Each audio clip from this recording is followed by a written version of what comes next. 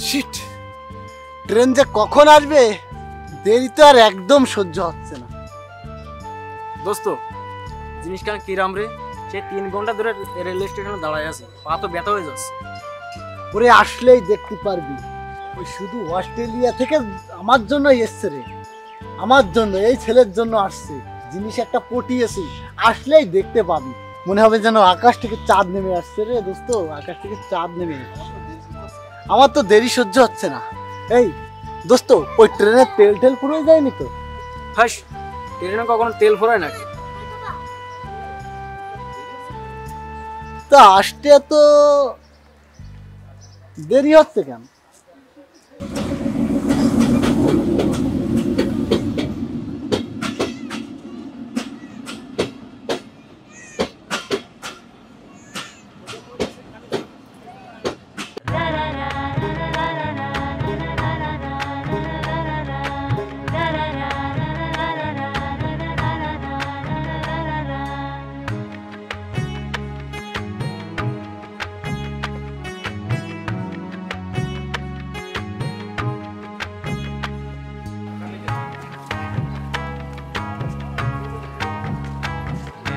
লাগিল রে বাঁকা দুনয়নে দিশা লাগিল রে।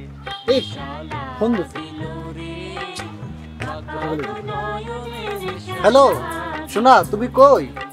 আমি তো ট্রেন থেকে নেমেছি, তোমাদের তো খুঁজে পাইছি না। হ্যাঁ, আমি তোমার জন্য স্টেশনে অনেক সময় দাঁড়িয়ে আছি। ও হ্যাঁ, দেখতে পেয়েছি। আচ্ছা আচ্ছা, আমি আসছি।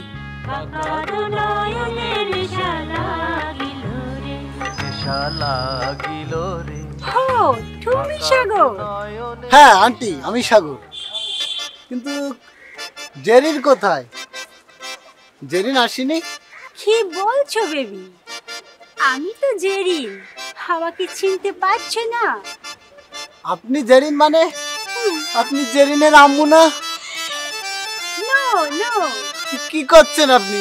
আই এম জেরিন, আমি তোমার জেরিন। তুমিই জেরিন? ইয়া। আরে কি হলো? সাগর, ওরে সাগর, এ কি হলো তোর, কি হলো? সাগর সাগর, এই দোস্ত সাগর, কি হলো? হাই বেবি, ওই কি হয়েছে?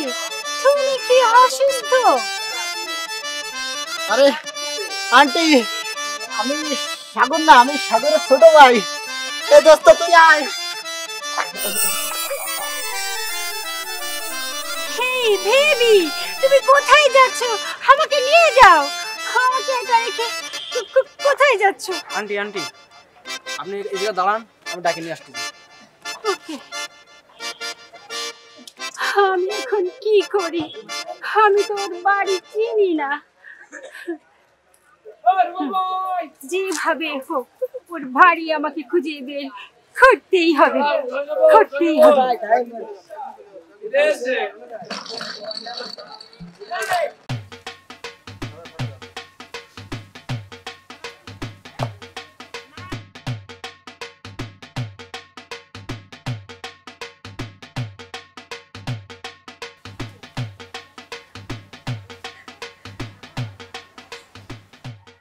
আমি আছি এই মহল্লার লোক, আমাকে এই মহল্লায় এই রকম জঘন্য কাজ আর কোনোদিন ঘটেনি। এই শালা বেয়াদব ওই ভিনদেশী মেয়ের সাথে মোবাইল কি চ্যাটম্যাট করে সাথে প্রেম করেছে, সেই সুদূর অস্ট্রেলিয়া থেকে আমাদের এই দেশে চলে আসছে ওরে বিয়ে করবে বলে, প্রেম করে বিয়ে করবে বলে, এখনো নেবে না। তাহলে এই অসহায় মেয়েটা কোনে যাবে? আপনারাই বিচার করেন। চেয়ারম্যান সাহেব আসছেন, মেম্বার সাহেব আসেন। মেম্বার সাহেব, আপনি চেয়ারম্যানকে বলে আমাদের একটা বিহিত করেন, এই হারামজাদা একটা মেয়ে, এই মেয়ে যদি কোনো একটা অ্যাক্সিডেন্ট ঘটে যায় তাহলে আমরা তো গোষ্ঠী শুদ্ধ সব কেস খেয়ে যাবো না? অবশ্যই অবশ্যই। বলেন আর কি ব্যবস্থা করবেন, আপনারাই করেন। আমি তো এই এলাকার লোক, আপনি চেয়ারম্যান, মেম্বার সাহেব আছেন, ওর দাদা আছে এই জায়গায়। চেয়ারম্যান সাহেব বলুন। ব্যাপারটা অনেক দূর গড়িয়ে গেছে, এরা পানিটা বহুত ঘোলা করে ফেলেছে। দেখেন তো কি করা যায়। আপনি যে সিদ্ধান্ত নেবেন এদের সবাইকে সেই সিদ্ধান্ত মেনে নিতে হবে। অবশ্যই।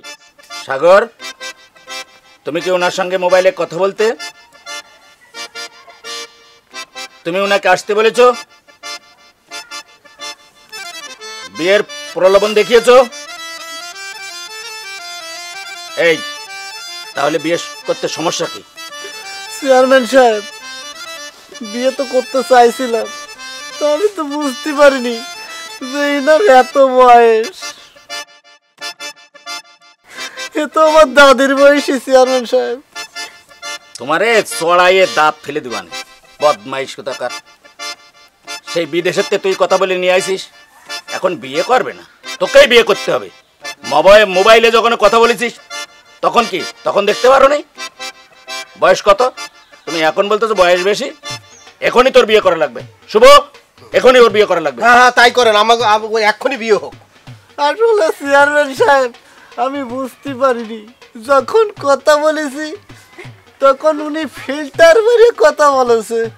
আসলে তখন ওনারে দেখে তো বোঝা যায়নি যে ওনার এত বয়স। তখন দেখে তো মনে হতো 16 বছরের নব কিশোরী। এত বয়স আমি বুঝতে পারিনি, আমার মাফ করে দেন চেয়ারম্যান সাহেব, আমার মাফ করে দেন। এই সাগর, এই ফিল্টার কি রে? এই ফিল্টার হচ্ছে মোবাইলের একটা ফাংশন। মোবাইলের ওই ফাংশনে দিয়ে যদি কেউ ছবিতে কথা বলে, তার বয়স যদি 60 বছরও হয়, তাতে দেখা যাবে যে তার বয়স 16 বছর। ঠিক।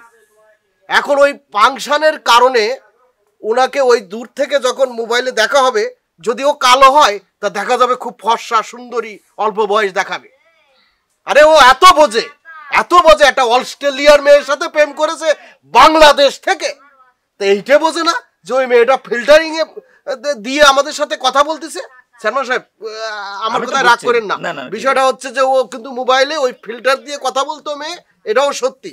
ও যখন ওই অস্ট্রেলিয়া থেকে আমাদের দেশে আইছে, ওর বিয়ে করতে হবে, ওর বিয়ে করতেই হবে। হ্যাঁ, দাদা চুপ করে বসে রয়েছে। হ্যাঁ দাদা, আপনি বসে বসে ঘুমাচ্ছেন তাই না? আপনি কিছু কন। ঘুমাচ্ছি না, এই মেম্বার সাহেব আছেন, চেয়ারম্যান সাহেব আসছে, আপনারা প্রতিবেশী আছেন, প্রতিবেশীরা এখানেও সব উপস্থিত। তা আমি এখানে কথা হলো কি, মা হারা বাপ হারা এতিম কোথাটারে নিয়ে আমি এখানে আসি। খুব কষ্টের ভিতরে দিন কাটে, তারে অত্যন্ত কষ্ট করে আমি বড় করেছি। এখন আমি তো কোনোদিন ভাবি নাই যে সে এরকম একটা কাজ করবে। হ্যাঁ, এই অসামাজিক কাজ ধরতে গেলে এটা। এখন একজন বিদেশিনী একটা মেয়ের সঙ্গে এই ভাব করে এই বাংলাদেশে নিয়ে আসাটাও তো একটা ঝামেলার ব্যাপার ছিল। কিন্তু মেয়েটা চলে আইছে, ভালো কথা, কিন্তু এখন তো দেখা যাচ্ছে যে সে বিয়ে করতে চাচ্ছে না। এখন তাহলে তার অপরাধ, এটাও তো চরম একটা অপরাধ।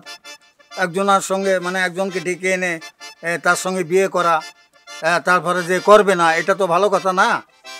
কিন্তু আমার চারিদিক থেকে চিন্তা করলে আমার তো আসলে ভালো লাগে না, কারণ সংসারের যে অবস্থা, তারা হলো বিদেশিনী, তাদের আমি যে ঘরে এমন কোনো নাই, নুন আনতে পান্তা ফুরায় আর পান্তা আনতে নুন। এখন এই অবস্থার ভিতরে মেয়েটারে আমি বা খাওয়াবো কি? আর যে এলাক পোশাক কসমেটিক্স আছে সাথে, সেগুলোও কিছু না কিছু দিতে হবে।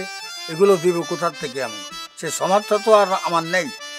এখন আপনারা আসেন, এক জায়গায় বসেছেন, বসে যেটা ভালো হয় সেটাই আপনারা করেন, কি বলবো আমি। কিন্তু আমার ওইখানে ছোট্ট একটু কথা আছে যে মানে যদি মাফ করে দেওয়া যায়, ছেলে মানুষ একটা কাজ করে ফেলেছে, তাহলে আমার জন্য একটু ভালো হয়, এই আর কি। আমার আর কিছু বলার নেই। চেয়ারম্যান সাহেব, আমি যতটুকু বুঝলাম হিনাদের অনেক অভাব। নো প্রবলেম, আমি কোটি কোটি টাকার মালিক, আমি এদের বাড়ি গাড়ি এভরিথিং সব কিছু করে দেব। আমি বাংলাদেশকে ভালোবাসি, লাভ করি। আমি সাগরকে খুব পছন্দ করি, লাভ করি। সাগরের দাদাও সো সুইট, খুব ভালো মানুষ। আমি এখান থেকে যেতে চাই না, আমি এখানে থাকতে চাই চেয়ারম্যান সাহেব, আমি এখানেই থাকবো, না হলে আমি মরবো। চেয়ারম্যান সাহেব, আমি এখানেই থাকতে চাই। এই দাদা, কি আছে? এই তুমি কচ্ছো তোমাকে খাওয়ার টাকাও নেই, কোনো টাকা পয়সাও নেই, আমাকে খরচ করছো তুমি দিতে পারলে না। ওই ম্যাডাম, ওই বিদেশি ম্যাডামের কোটি কোটি টাকা। তা তো বুঝলাম। ওই ম্যাডাম যদি তোমাকে নামে কেস করিয়ে দেয়, তা গোষ্ঠী শুদ্ধ লাল দালানের ভাত খাতে হবে না। তাহলে এতে বাজার একটা ব্যবস্থা করতে হবে। তো যেটা ভালো হয় সেটা করো। তো তাই করতেছি তো, তাই করতেছি, বুঝাও। আচ্ছা করো। চেয়ারম্যান সাহেব, পরিস্থিতি তো অনেক খারাপ হয়ে দাঁড়ায়ছে, কি করা যায়? মেয়েটা তো অনেক দূর থেকে এসেছে, অনেক টাকা পয়সা খরচা করে। মেয়েটা তো ফিরে আবার দেশে যেতে চাচ্ছে না। আপনি এর একটা বিহিত করেন, আপনি যা ভালো মনে করেন তাই করেন। অবশ্যই করব। ওর একমাত্র পথ ওই মেয়েকে ওর বিয়ে করবে, আর যদি বিয়ে না করে তাহলে ওকে আমি থানায় চালান দিয়ে দেবো। চেয়ারম্যান সাহেব, বলো। যদি কিছু মনে না করেন, আমি একটু ওর দাদার সাথে একটু পার্সোনাল কথা বলতে চাচ্ছিলাম এই ঠিক আছে, যাও, তোমাকে অনুমতি দিলাম।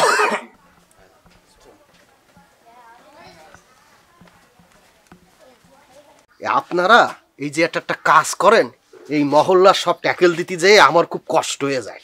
এমন একটা কাজ করিয়ে ফেলাইছেন, এখন তো বেলাইন অবস্থা। ওই মহিলারও টাকা পয়সা কম না, মেলা টাকা পয়সা। কোনো কায়দায় যদি থানায় দিয়ে দেই, গোষ্ঠী শুদ্ধ জেল খাটতেই হবে।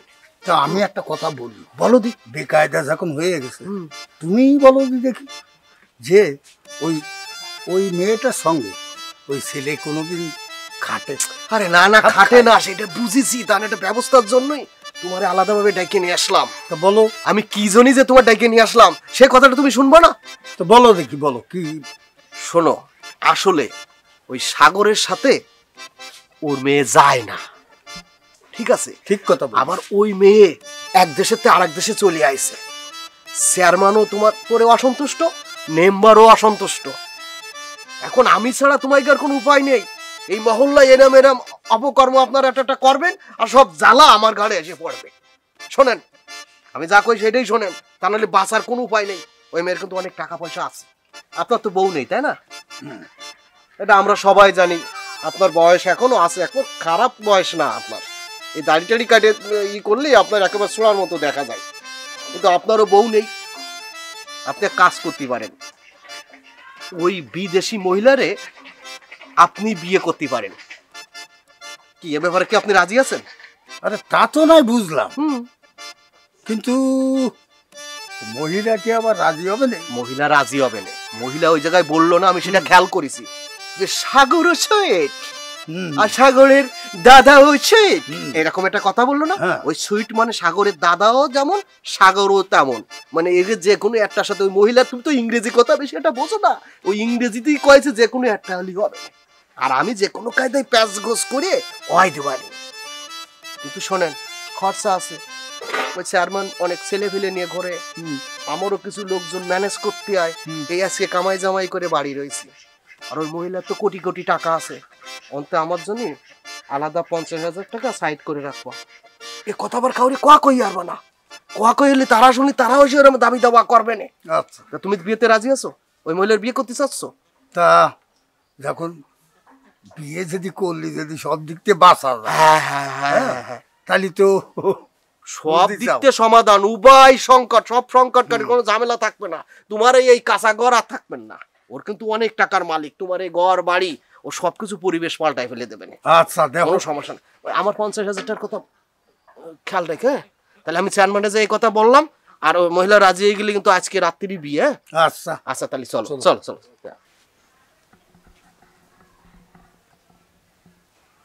শোনেন, সাগর তো বিয়ে করতে চাচ্ছে না, আবার ওই ভিনদেশি তো বিয়ে করতে চাচ্ছে। আর ভিনদেশি যেহেতু ওদের পরিবারকে খুব ভালো বলেছে, আমি সাগরের দাদারে আলাদাভাবে জিজ্ঞেস করলাম। সে বলল যে সাগর যদি একান্ত না নেই, তা আমি ওরে বিয়ে করতে রাজি আছি। তা ওনার বয়সের সাথে আর ওনার বয়সের সাথে মোটামুটি একটা খাপ খায়। হ্যাঁ, সামঞ্জস্য হয়। হ্যাঁ, সামঞ্জস্য হয়। এখন আপনারা যদি বলেন, তাহলে ওই ভিনদেশিরে আর ওই সাগরের দাদারে বিয়ে দিয়ে দিলি মনে হয় জিনিসটা একটা সমাধানের পথে যায়। সাগরের দাদা রাজি আছে। তাহলে তুমি ভিনদেশিকে শুনে দেখো। সে কি করতে চায়। সেটা। এই সে ম্যাডাম, সাগর তো আপনাকে বিয়ে করতে চায় না, কিন্তু সাগরের দাদা আপনাকে বিয়ে করতে চায়। আপনার বয়স সাগরের দাদার বয়স প্রায় সেম সেম। আপনি কি সাগরের দাদাকে বিয়ে করতে পারবেন?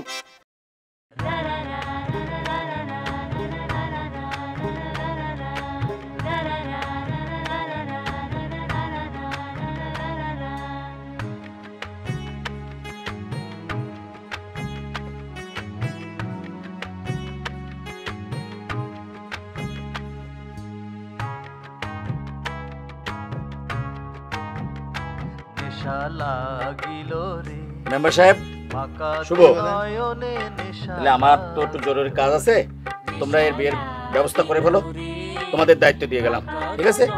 আমি তাহলে এখন আসি। হ্যাঁ ঠিক আছে, আপনি কোনো চিন্তা করবেন না, আমরা বিয়ের ব্যবস্থা করবো না। আমরা পাড়া প্রতিবেশী সবাই আনন্দ বুদ্ধির সাথে বিয়ে পড়াইতে পারি, কোনো ঠিক সমস্যা আছে, নেই। তাহলে আমি আসি। হ্যাঁ শোন রাজা প্যারির প্রেমে মজিল রে নেশা লাগিল রে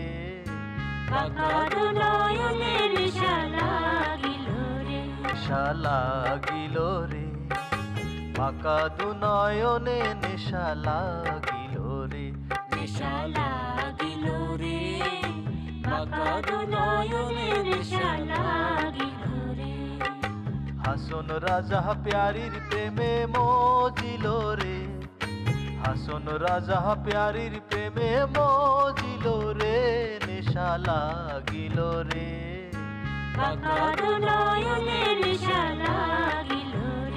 নেশা লাগিল রে